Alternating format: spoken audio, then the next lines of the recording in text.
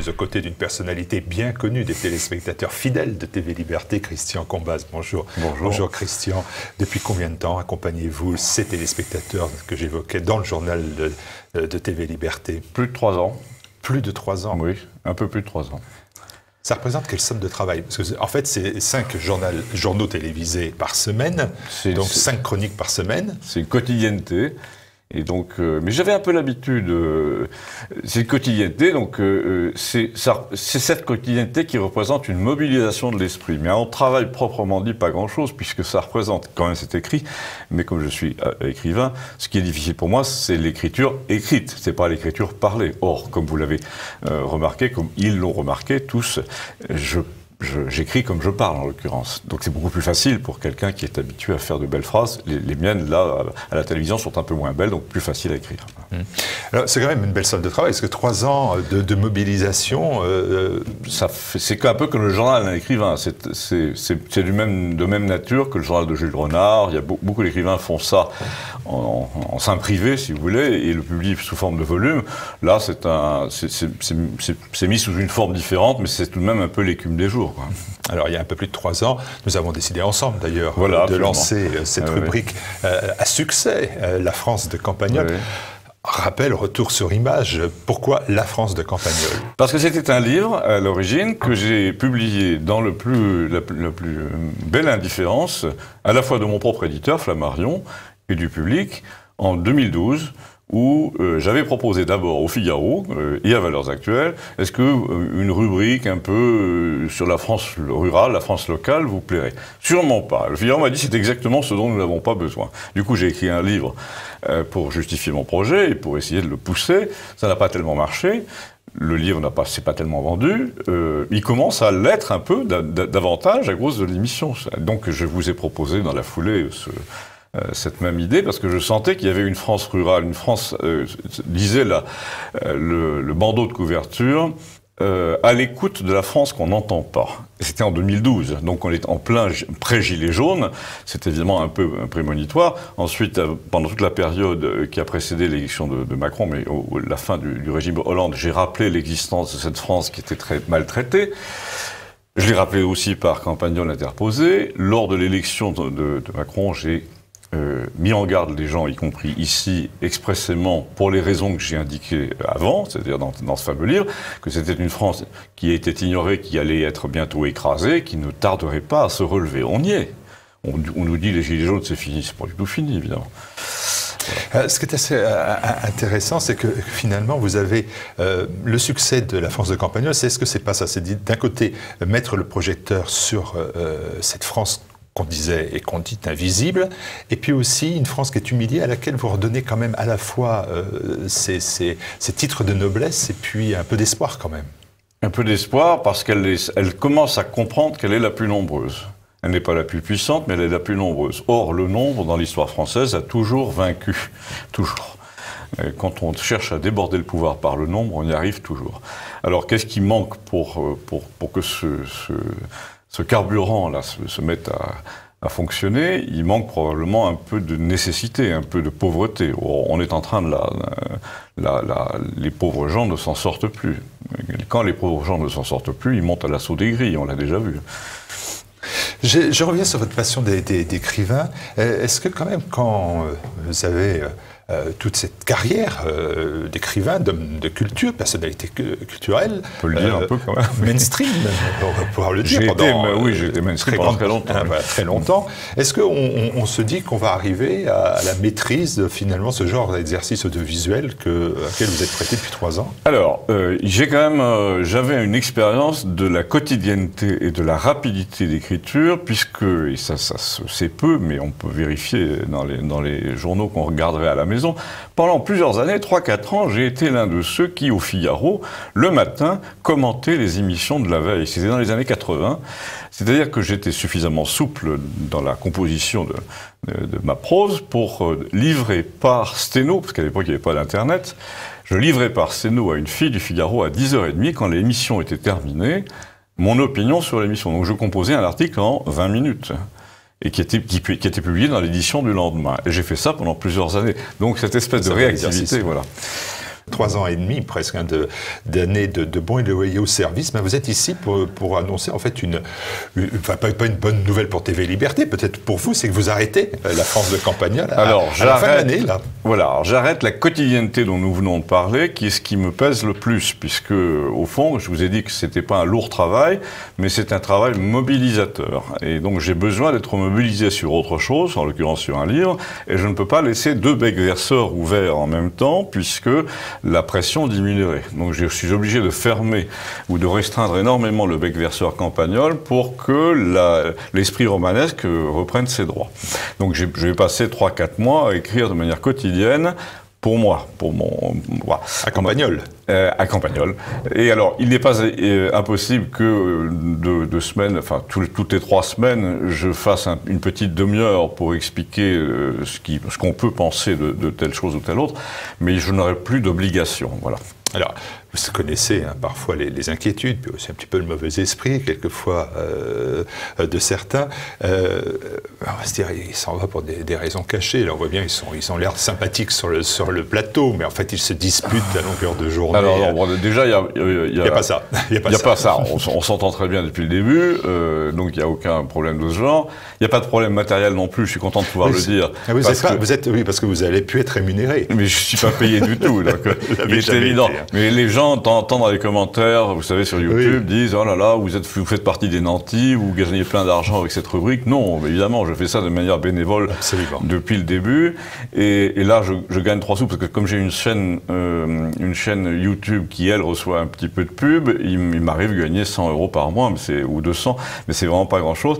Et d'ailleurs, YouTube, en ce moment, me vole ces recettes minuscules publicitaires, puisque suppose dès le début que mon sujet ne correspondra pas aux besoins des annonceurs. Et donc, supprime la publicité pendant les 3 ou 4 000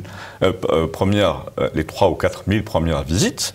Donc, en fait, il vous sucre vos recettes, et puis après il dit « Ah ben on s'est trompé », et il rétablit les recettes publicitaires au moment où il y a moins de visiteurs. Donc finalement, il rétablit il diminue vos... Bien sûr.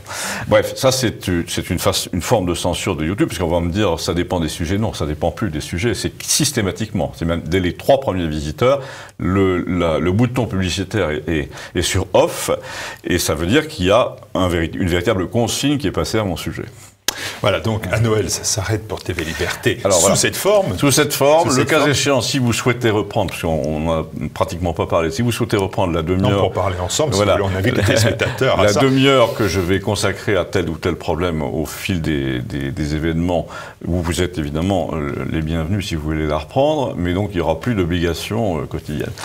Et puis, il y a une chose sur laquelle j'insiste quand même, c'est que grâce à la gentillesse d'un éditeur, on essaye de rendre disponible pour le marché, pour les éventuels acquéreurs, un petit album au format italien, cartonné, qui comportera une 50aine d'illustrations et une 60aine de textes, parmi les plus représentatifs des 3 années qui viennent de s'écouler, c'est-à-dire évidemment tous les textes où il n'est pas question ni de Macron ni de Castaner, donc j'ai pris plutôt, on est en train de choisir les textes les plus éternels, c'est-à-dire ceux qui peuvent traverser les années. Et qui sera disponible cet ouvrage? Alors normalement le 31 janvier. 31 janvier, voilà, qui sera la date d'anniversaire. Et justement, alors on essaie de coïncider, c'est un peu dur parce que les délais sont difficiles, mais on va essayer, et soyez présents ce jour-là, le 31 janvier, si vous voyez que le livre, enfin vous le saurez, puisque j'espère que vous l'annoncerez, si le petit livre est disponible, ça nous fera plaisir de laisser ce souvenir. Voilà, 31 janvier, les 6 ans de TV Liberté.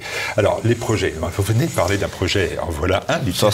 Il y a le grand projet littéraire, c'est-à-dire cet ouvrage, ce nouveau livre que vous préparez. Vous savez, c'est mon métier, c'est mon métier. J'ai fait, on ne peut pas dire que j'ai été maltraité par la critique. Mon dernier livre, qui est le premier tome de celui que je vais écrire, a été encensé par Le Monde. Mon seul problème, depuis toujours, c'est que c'est encensé par Le Monde en pleine page, 3 mois après la publication. C'est-à-dire que lorsque la rentrée littéraire s'annonce, vous avez ce dont on parle, c'est jamais moi, puis il y a un moment, il y a un critique qui dit que c'est quand même pas mal. Il fait un grand et beau papier, mais le livre n'est plus en librairie. C'est absolument systématique, ça fait 10 ans que ça dure. Donc en gros, le système ne peut pas se déjuger au point de dire c'est mauvais, parce que c'est pas mauvais, mais il n'en parle pas en temps utile. Donc ça revient à enterrer les gens. Alors ce livre que vous préparez, il va parler de quoi? Dites-nous tout avant. Non, mais je ne peux pas vous dire tout. En gros, j'ai toujours, comme beaucoup d'écrivains, et je fais partie de cette race-là d'écrivains, je mélange les souvenirs personnels à un personnage un peu mythique que j'appelle Simon Fouché dans le livre, qui s'est souvent appelé Simon Faugier, parce que c'est vraiment en abîme.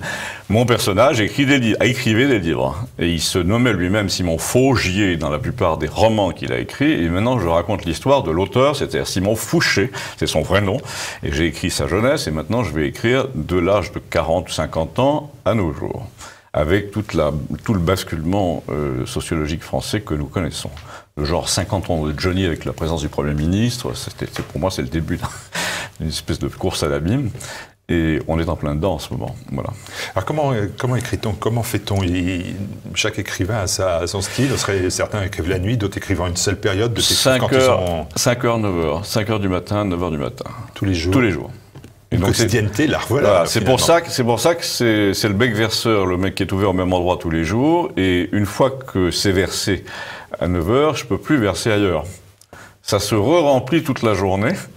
Et voilà, de manière à ce qu'il y ait un peu de pression le lendemain matin. Et il faut 4 mois? Il faut environ 4 mois, oui.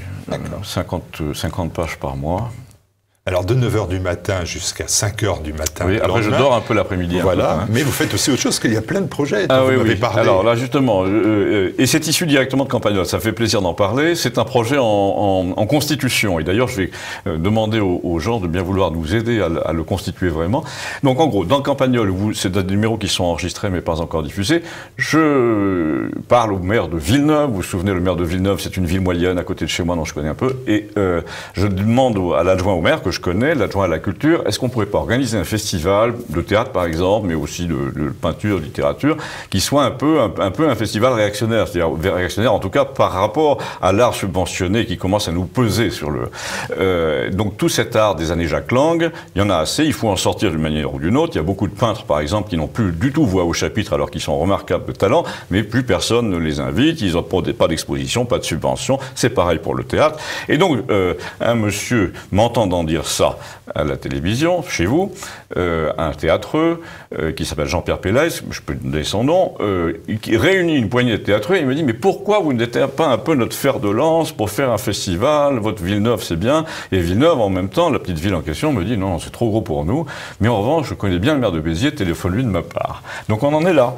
J'ai pas téléphoné au maire de Béziers, je m'apprête à le faire pour essayer de le convaincre de faire un festival qui aurait, et pour l'appâter un peu, un prétexte de départ qui est Camille Saint-Saëns. Parce que vous savez que Camille Saint-Saëns, le grand compositeur français mort en 1920, avait des accointances avec Béziers parce qu'il a prêté la main à la réfection des arènes de Béziers, qui a été l'œuvre d'un grand mécène de l'époque. Il a donc créé un ou deux opéras à Béziers, il avait des grands liens avec la ville. Ça, je sais que Robert Ménard cherchait à faire un événement Saint-Saëns. Du coup, j'essaie de me glisser derrière cette thématique Saint-Saëns pour lui demander, par le biais de ces théâtreux qui m'entourent, de bien vouloir faire une sorte d'anti-Avignon, quelque chose qui ressemble à ça. Ça va lui plaire, ça. Alors, ça va lui plaire, sauf que, comme tous les maires, il doit être décidé d'abord sur le plan financier, puisque ça ne faut pas que ça lui coûte grand-chose, et il ne faut pas non plus que ça lui coûte des coups de bâton.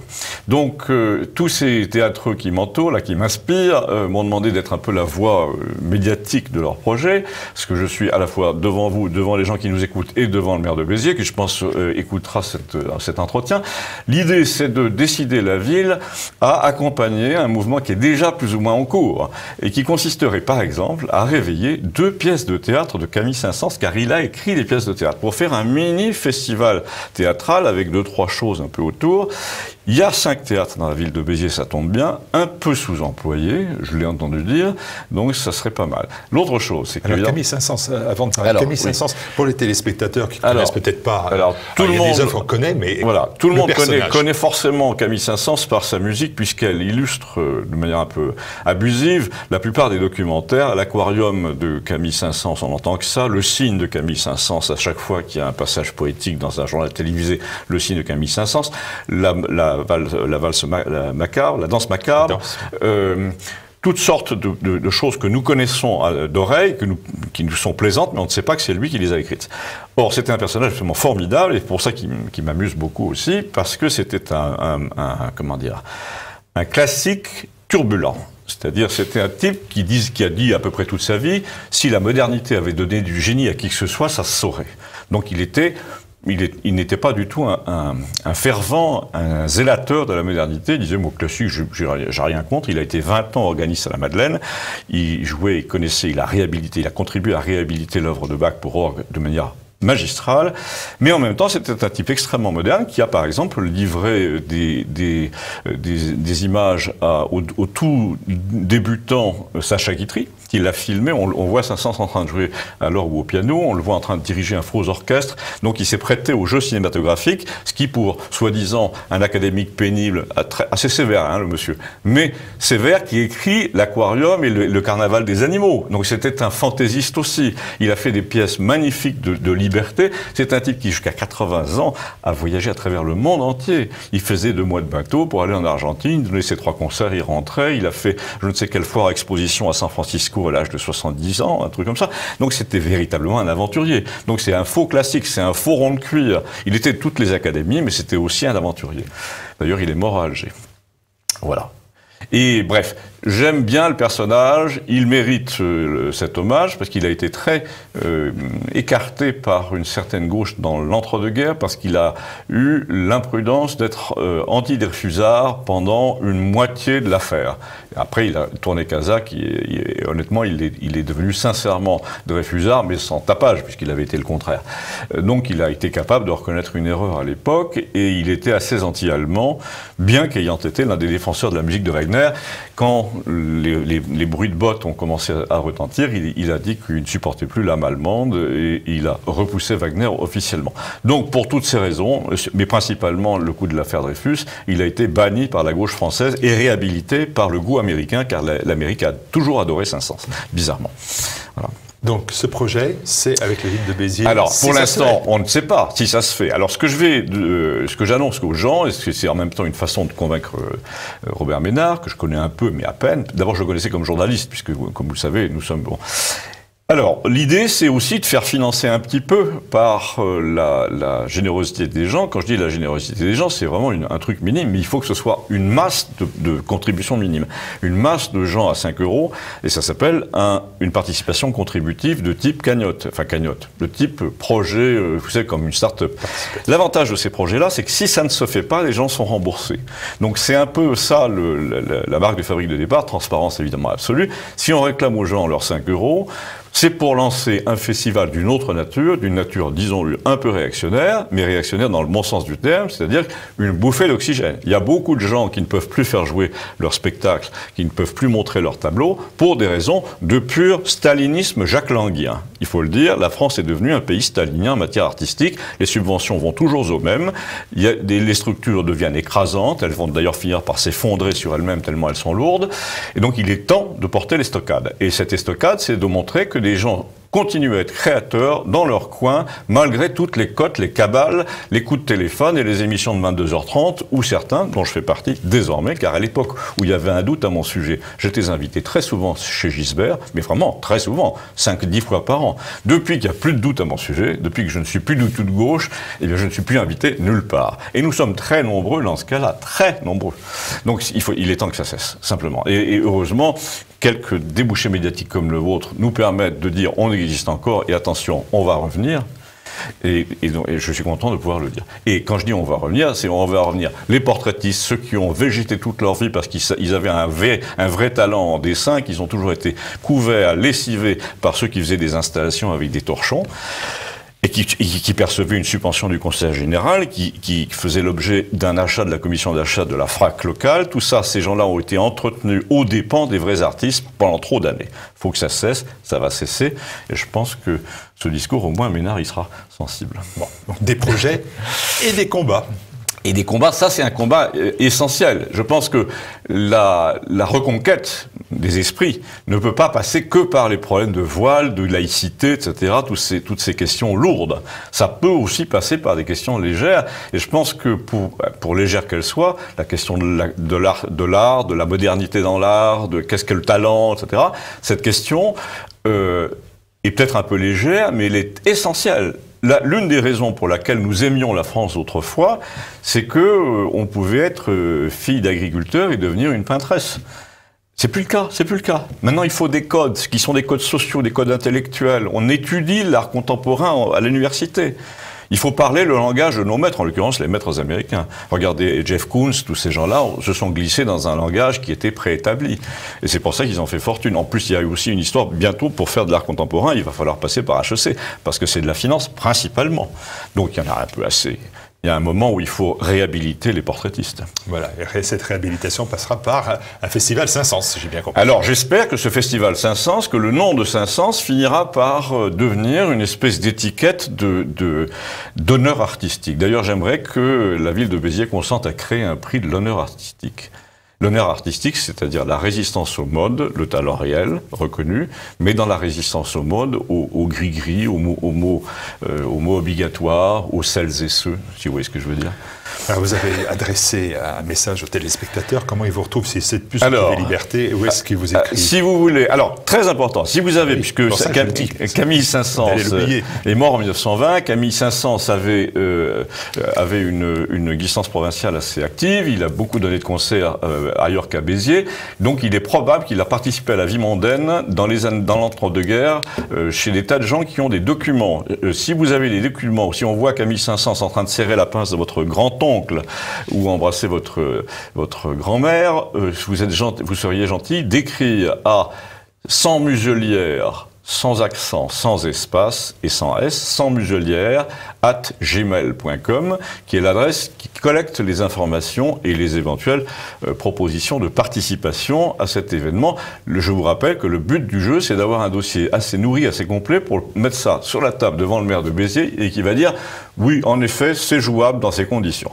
Donc aidez-nous à rendre la chose jouable aux yeux du maire de Béziers. Voilà, sur sans muselière et sans muselière, sans S, sans espace et sans accent, @gmail.com, c'est donc l'adresse de collecte. Le festival, pour l'instant, parce qu'il en faut bien dans nos esprits, on est 8, porte le nom de Muse sans muselière. L'idée, c'est que muse au sens large, c'est-à-dire ça peut être aussi la littérature. Et muse avec un S. Et voilà. Voilà. Et donc là, on veut mettre l'accent sur le fait qu'une partie de l'art, depuis une quarantaine d'années, la majeure partie, est sous le boisseau, littéralement. Écoutez, je profite de cette émission pour vous remercier, bien évidemment, Christian. Merci mille fois d'avoir accompagné TV Liberté et de poursuivre cette idée, de poursuivre votre accompagnement de la chaîne alternative audiovisuelle française. On se retrouve quand même jusqu'à Noël, en gros. On se retrouve déjà jusqu'à Noël. Ah oui, alors l'autre chose, c'est que je vais m'efforcer, je prends l'engagement de coller un petit peu au municipal, à la vie municipale, à la vie d'un conseil municipal pendant les quelques numéros qui me restent, une trentaine, une vingtaine, parce que il y a une chose que j'ai pas dite beaucoup, pas souvent, c'est que j'ai été conseiller municipal pendant 6 ans dans un village de 450 habitants et que j'ai vu beaucoup de choses ridicules, lourdes, grotesques, les choix de matériel, comment ça se passe en réunion.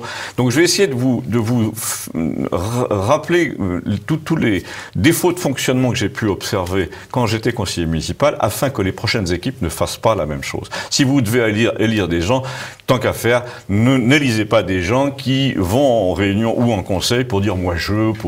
Il y a beaucoup de moi-je dans le monde municipal, il n'y a pas assez de nous tous, on va faire. Il y a beaucoup d'acquisition de matériel scandaleusement cher, neuf souvent, parce que sans ça, il n'y a pas de service après-vente, tu parles. Absurde. On vous dit dans un premier temps, le camion Mercedes est très solide, il n'a pas besoin d'entretien. Donc vous dites, pourquoi on ne va pas en acheter un d'occasion alors, parce que ça vaut quand même 100 000 €. Ah ben non, mais parce que si c'est d'occasion, on n'aura pas la garantie. Mais tu viens de me dire qu'il n'y avait pas d'entretien, puisque c'était solide. Vous voyez, c'est le genre de débat auquel on assiste quand on est du conseil, mais jamais c'est public ça. Jamais. Parfait, voilà. Homme de littérature, homme de projet, homme de combat, tous azimuts. Merci Christian. Merci à vous.